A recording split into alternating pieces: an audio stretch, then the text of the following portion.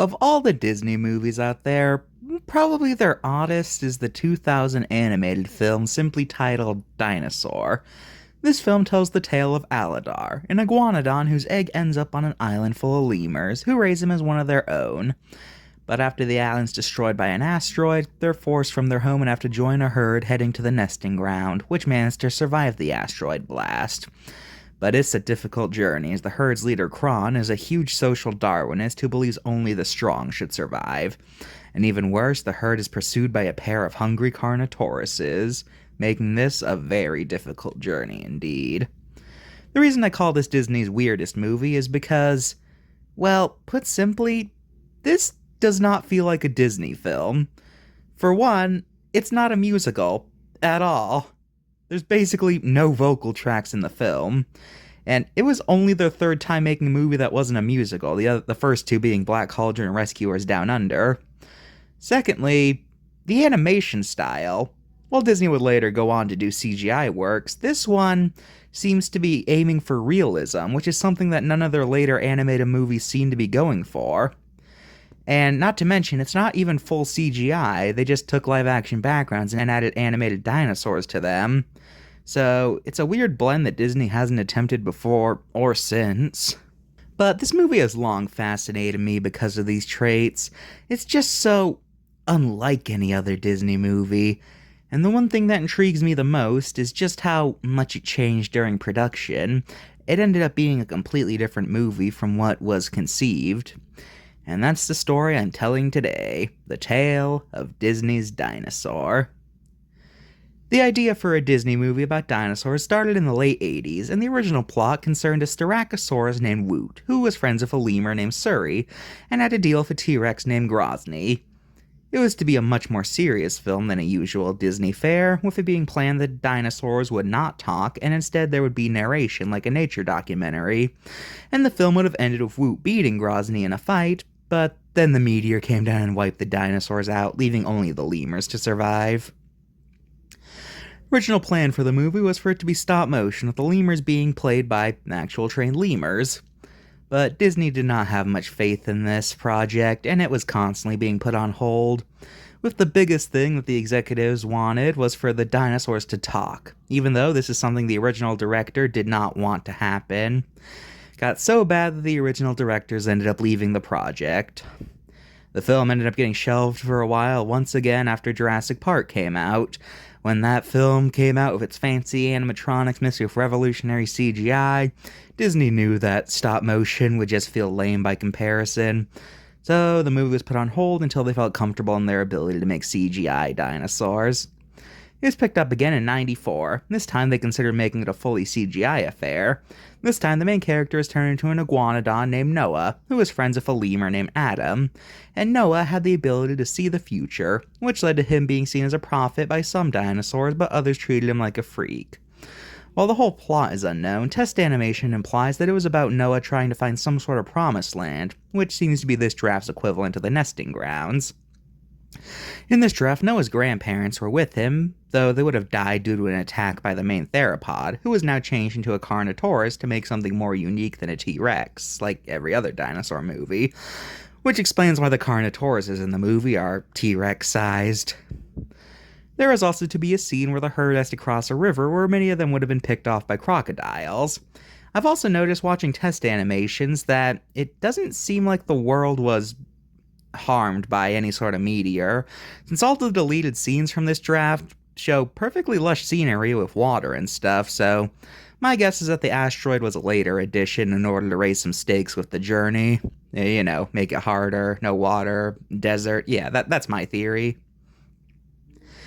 But one of the most notable traits of this draft is that while this is when they officially added voice acting to the film, they had a hard time making the characters expressive due to the fact that iguanodons have beaks. So one thing they considered was to just have the voice actors speak without actually having the characters' mouths move. Yes, really. Luckily, they decided against this, because can you imagine a movie doing that? I feel like if any film did that, it would give off the implication that they were desperate for it to have dialogue, but not actually have mouth movement. But what movie would do that? Anyways, to get around the beak thing, they just put the beaks inside the iguanodons and had them act like teeth. though for some reason the Styracosaurus in the film can talk just fine despite still having beaks. I don't get it either. Concept art from this period also shows off several species planned for the film that didn't make the final cut. I'm not going to go into too much depth since my Scrap Disney character video went more into that depth, so you can go check that out.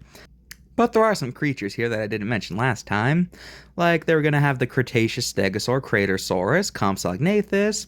There were plans for other Pachycephalosaurs like the main dino itself, and Tylocephaly. When in the final film, the only Pachycephalosaur is Stygimoloch. An Ornithomimus was planned, but was replaced by its cousin Struthio in the final film, and there's also a storyboard showing Triceratops and Tyrannosaurus. Now, one of the creatures I find most intriguing is the Spinosaurus, since what would its role have been? We already had a large theropod, so what would they have done with Spino? Maybe they were planned for a reworking of the river scene? I don't know. What are your theories on what the role of Spino would have been? Anyway, even though Spino didn't make the final cut, it did appear in the tie-in game. Now, one thing to note, you might have noticed that most of the bipedal dinosaurs have feathers. This is a pretty noticeable thing considering that in the 90s, feathered dinosaurs were just starting to get serious consideration, and they even gave Pachycephalosaurs feathers, which considering that feathered Orniscians is still a hot-button issue, would have made this movie ahead of the curve. Sadly, it was eventually decided that the dinosaurs would be bare-skinned. Eventually, the film was completely reworked yet again. This time all the characters were renamed. Noah became Aladar, there was the addition of an entire lemur family, Aladar's grandparents were scrapped to have the lemurs raise Aladar, and he lost his prophetic abilities. And as for the animation, the backgrounds were changed from being animated into live-action footage they would put the CGI models onto. Unfortunately, there is an incident during filming where one of the camera operators got their boom mic caught on some power lines and got electrocuted to death. This led to their family suing the filmmakers.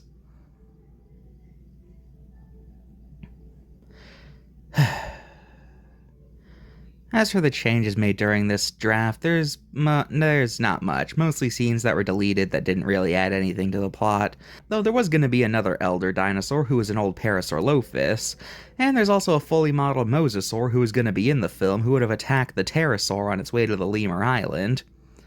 Though, speaking of sea creatures, this has nothing to do with the production of the film, but does anyone else find it weird that they made a fully modeled Coolosuchus that only used it for like 5 seconds? I don't know, it just feels weird. You put all this effort into a creature that only appears for less than a minute, then is never seen again. I don't know. Was this thing planned for a larger role and then it just got downsized? Because this is such a strange choice. You made a fully modeled creature who's only seen like once, so I don't get it. Anyways, production speeded on ahead and the film was finally released in the year 2000, and well, it wasn't a complete box office failure. It made a decent amount at the box office. But unfortunately, because this film was both expensive to make and it had a lot of money put into its marketing, it meant the film wasn't the smash hit Disney was hoping it was, and its underperformance led to the animation studio behind it shutting down. As for its reception, it did not do very well. It got mixed reviews, with the animation receiving praise, but most complaints were lodged at the story. A lot of people said it was a rip-off of The Land Before Time, and even the film's original director criticized the final product, and in general, few had nice things to say about it. Since then, this film has been largely ignored by Disney. In general, they rarely acknowledge the 2000s films not named Lilo and Stitch or Princess and the Frog. But with Dinosaur, they pretty much haven't done anything with it since it left theaters, with the most that's happened with this franchise being that Aladar and the Lemurs appeared in Once Upon a Studio. But that hardly counts, since every Disney movie was in that short. Nowadays, the film does have its fans, with many paleo fans having a fondness for it, and this film did end up making Carnotaurus a semi-popular creature in pop culture, but the story doesn't fully end there. There's another piece of the puzzle, and that's the ride inspired by the movie at Disney's Animal Kingdom. During construction of Animal Kingdom, the plan was that there are 3 sections, one dedicated to modern animals, one dedicated to extinct animals, and one dedicated to mythical creatures. However, budget restrictions forced them to cut down the lands to 2. Now, the modern animal section was a given to keep since that was the entire point of the park, but which of the other 2 would they decide to keep? Well, they decided that since they had a film about dinosaurs in production, they would keep the dinosaur section as a form of promotion, and the crown jewel of this place would be a ride called Countdown to Extinction. Which, can I just say, that's like the coolest name you can give a dinosaur ride. Like, wow. Anyway, the plot is that you're testing out a time machine to take you to the age of the dinosaurs, but a rogue scientist decides to send you just minutes before the asteroid strikes in order to save an iguanodon who's heavily implied to be Aladar. So now they have to deal with both an imminent extinction event and the general danger of the Mesozoic, of a Carnotaurus chasing you throughout the ride. This ride premiered in 1998, 2 years before the film came out. This isn't as unprecedented as you might think. There's plenty of the Disney attractions that predate their film.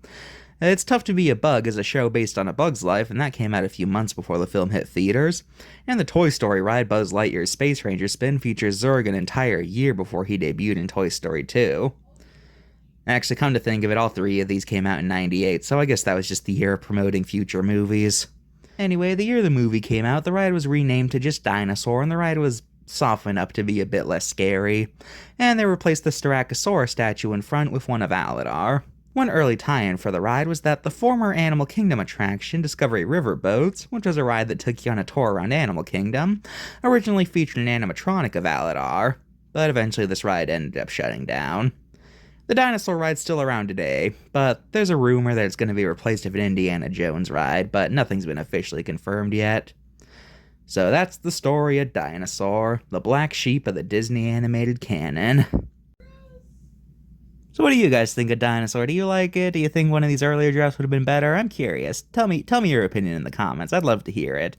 Me personally, I'm a bit partial to this film. I'm mostly biased because I'm a dinosaur fan, but you know, I enjoy this movie. I wouldn't call it one of my favorites, but yeah, I enjoy it. It's fine. I think it's a bit overhated, but yeah, it's fine to me. It's okay. Yeah. But yeah, what do you guys think? Please tell me. I'd love to know.